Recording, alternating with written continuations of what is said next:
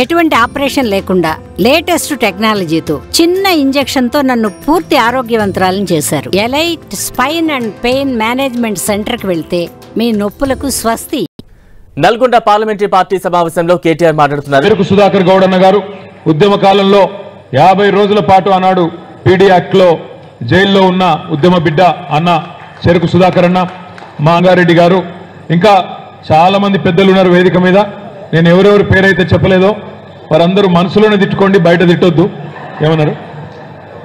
చెకిల మనీల్ గారి పేరు చెప్పిన, ఇంకా వేదిక పైన ఉన్న పెద్దలందరికీ, ఇంకా చాలా మంది పెద్దలు ఉన్నారు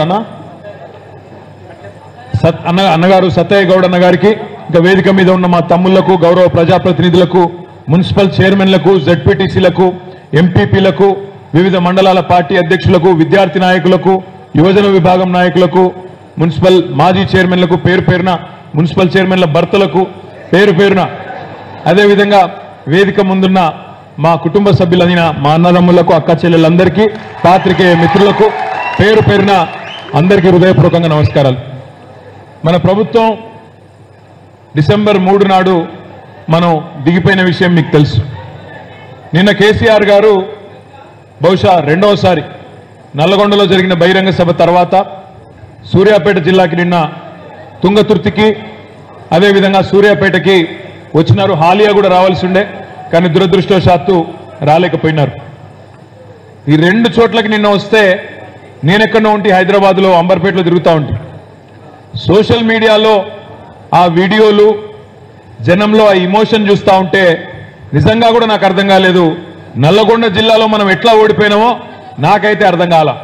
నిన్న ఆ వీడియోలు, ఆ ఇమోషను, మన వాళ్ళ ఉత్సాహం చూస్తుంటే ఎట్లా జరిగింది నిజమేనా, జరిగింది ఏమైనా కలనా అన్నట్టుగా నిన్న మళ్ళొక్కసారి గుండె కలుక్కుమన్నదనే మాట నేను మీకు విజ్ఞప్తి చేస్తా ఉన్నా. ఈ 110 రోజుల్లో ఎంతో మంది, ఒకరిద్దరు కాదు, వేల మందితో కూర్చున్నాము, మాట్లాడుకున్నాము. నాయకులందరం కూడా కలిసినప్పుడల్లా విశ్లేషించుకున్నాం, ఆలోచించుకున్నాం ఏం జరిగింది. కొన్ని సందర్భాల్లో మన కళ్ళతో చూసింది మనమే, మళ్ళీ తర్వాత ఫలితం చూస్తే అర్థం కాలేదు. నల్గొండలో భూపాల్ రెడ్డి గారు ఎన్నికలకు ముందు సభ పెట్టినారు. ఎన్జీ కాలేజ్ గ్రౌండ్లో పెడితే దాదాపు 40-50 వేల మందితో అద్భుతమైన ఉత్సాహం ఉప్పొంగే వాతావరణంలో బ్రహ్మాండమైన సభ జరిగింది. సభ జరిగిన తర్వాత నేను భూపాల్ రెడ్డి గారు అన్నాను, మీరు తప్పకుండా గెలుస్తారు, అంత మంచి ఉత్సాహం ఉంది, నల్లగొండలో అభివృద్ధి కూడా అద్భుతంగా చేసినాం మనము, ఎన్నడూ గతంలో మంత్రులుగా పనిచేసిన వాళ్ళు కూడా చేయని పని మీ నాయకత్వంలో జరిగింది, నల్లగొండ రూపురేఖలు మారింది భూపాల్ రెడ్డి గారు మీ వల్ల అని వారికి నేను చెప్పిన. భాస్కర్ రావు గారు పిలిచినారు మిర్యాలగూడకి. అక్కడ నిజంగా కూడా నాకు ఇంకా బాగా గుర్తుంది. నేను మిర్యాలగూడ వచ్చి కోదాడ దాకా పోయినా. మిర్యాలగూడలో దాదాపు ఒక 3.5-4 కిలోమీటర్ల ర్యాలీ.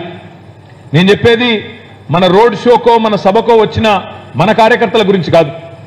ఆ 3.5-4 కిలోమీటర్ల ర్యాలీలో ఆ బస్సు మీద నుంచి ఏ షాప్లో చూసినా, ఏ ఇంట్లోకి చూసినా ఆ ఇంటి వాళ్ళందరూ, షాప్లో ఉన్న వాళ్ళందరూ బయటికి వచ్చి విజయ చిహ్నాన్ని చూపెట్టి భాస్కర్ రావు గారు గెలుస్తున్నారు, మళ్ళీ కేసీఆర్ గారు ముఖ్యమంత్రి అవుతారని చెప్పి పిడికిలు బిగించి మరీ నినాదాలు ఇచ్చినారు. ఉత్సాహం ఉప్పొంగే వాతావరణంలో బ్రహ్మాండమైన సభ కూడా జరిగింది మిర్యాలగూడలో. తర్వాత కోదాడ పోయినాం, అక్కడ కూడా అదే వాతావరణం, అక్కడ కూడా బ్రహ్మాండంగా ర్యాలీ, అక్కడ కూడా చౌరస్తాకు పోతే మల్లన్న గెలుస్తున్నాడు తప్పకుండా ఈసారి అనే విధంగా అద్భుతమైన సభ. ఇవన్నీ చూసిన తర్వాత తప్పకుండా నల్లగొండలో మళ్ళీ మెజారిటీ సీట్లు 12లో 7-8 సీట్లు తప్పకుండా గెలుస్తామన్న విశ్వాసంతో, అదే విశ్వాసంతో అందరం కూడా ఉంటుంది. కానీ దురదృష్టం డిసెంబర్ 3 నాడు ఫలితాలు వచ్చినప్పుడు చూస్తే దానికి భిన్నంగా వచ్చినాయి. ఇవాళ నేను మీ అందరితో కూడా నేను ప్రార్థించేది ఒకటే, మిమ్మల్ని అందరినీ కోరేది కూడా ఒకటే, మనం తప్పకుండా పార్టీగా, ఒక కుటుంబ సభ్యులుగా, పార్టీ కుటుంబ సభ్యులుగా, కేసీఆర్ గారి యొక్క బిడ్డలుగా మనందరం కూడా ఆత్మవిమర్శ చేసుకోవాల్సిన అవసరం ఉంది. మొన్న జరిగిన పొరపాట్లు మళ్ళీ పార్లమెంట్ ఎన్నికల్లో జరగకుండా చూసుకోవాల్సిన బాధ్యత కూడా మన మీదనే ఉన్నది అనే మాట నేను మీకు విజ్ఞప్తి చేస్తా ఉన్నా.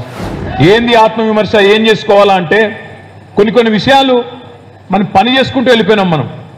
మనం పని చేసుకుంటూ వెళ్ళిపోయినాం. 1,60,283 మంది పిల్లలకు ప్రభుత్వ ఉద్యోగాలు 9.5 ఏళ్లలో ఇచ్చుకున్నాం. భారతదేశంలో ఏ ప్రభుత్వం కూడా 10 ఏళ్లలో మనం ఇచ్చినన్ని ఏ రాష్ట్రంలో కూడా 1,60,283 ఉద్యోగాలు ఇవ్వలేదు. అంటే భారతదేశంలోనే అత్యధికంగా ఉద్యోగాల భర్తీ చేసి కూడా ఆ పిల్లలకు ఆ విషయాన్ని వివరించి చెప్పడంలో, విడమర్చి చెప్పడంలో, వాళ్ళ మనసు గెలుచుకోవడంలో ఎందుకో విఫలమైనాం. వాళ్ళ మీరు చూస్తా ఉన్నారు రేవంత్ రెడ్డి గారు ఆయన ముఖ్యమంత్రి అయిన తర్వాత 30,000 ఉద్యోగాలు నేనే ఇచ్చిన అని ఊదరగొట్టుకుంటూ ఎల్బీ స్టేడియంలో అక్కడ పెద్ద పెద్ద మీటింగులు పెట్టుకుంటూ పత్రాలు ఇచ్చుకుంటూ ఫోటోలు దిగుతూ ఇవాళ ఉపన్యాసాలు ఇస్తా ఉన్నారు. మనం చెప్పవలసిన బాధ్యత మన మీద ఉన్నది. పిల్లలకి ఇప్పుడు పెళ్లి చేసుకొని సంసారం చేస్తే కదా పిల్లలు పుట్టేది కాదా? మరి రేవంత్ రెడ్డి గారి ప్రభుత్వం వచ్చినాక ఒక్క నోటిఫికేషన్ ఇవ్వలేదు, ఒక్క పరీక్ష పెట్టలేదు. కానీ 30,000 ఉద్యోగాలు ఇచ్చిన అబద్ధాలు చెప్తుంటే ఆ అబద్ధాల విషయాన్ని ప్రజలకు ముఖ్యంగా యువతకి చెప్పవలసిన బాధ్యత మన మీద ఉన్నదా లేదా ఒక్కసారి దయచేసి మీరు ఆలోచించాలని చెప్పి నేను కోరుతా ఉన్నా. ఈ తప్పు మనం చేసినాం. మనం ఉద్యోగాలు ఇచ్చి కూడా చెప్పుకోలేకపోయినాం. ఉద్యోగాలు ఇచ్చి కూడా పిల్లలకు చెప్పుకోలేకపోయినాం. నేను ఎన్నికల తర్వాత ఒక ప్రత్యేక బృందాన్ని మా తమ్ముడు ఖానాపూర్లో పోటీ చేసి 4,000 ఓట్ల తేడాతో ఓడిపోయిన మా తమ్ముడు, నా క్లాస్మేటు జాన్సన్ నాయక్ అని ఉంటాడు, బుకియా జాన్సన్ నాయక్ అని. ఆ తమ్ముడు నేను అడిగిన, తమ్ముడు ఏం జరిగింది అసలు, ఎందుకు తాండాలలో మనకు ఓట్లు పడలేదు, ఎందుకు గిరిజన బిడ్డలు మనం రిజర్వేషన్ 6% నుంచి 10% పెంచుకున్నాం, తాండాలు పంచాయతీలు చేసుకున్నాం, పోడు భూముల పట్టాలు ఇచ్చుకున్నాం, ఇంటింటికి తాగునీరు ఇచ్చినాము, 3 ఫేజ్ కరెంట్ ఇచ్చినాము, సేవాలాల్ జయంతిని అధికారికంగా జరుపుకున్నాము, అయినా మనకు తాండాలలో ఓట్లు పడలేదు, ఎందుకు పడలేదు తమ్ముడు అని నేను అడిగితే ఆయన ఒక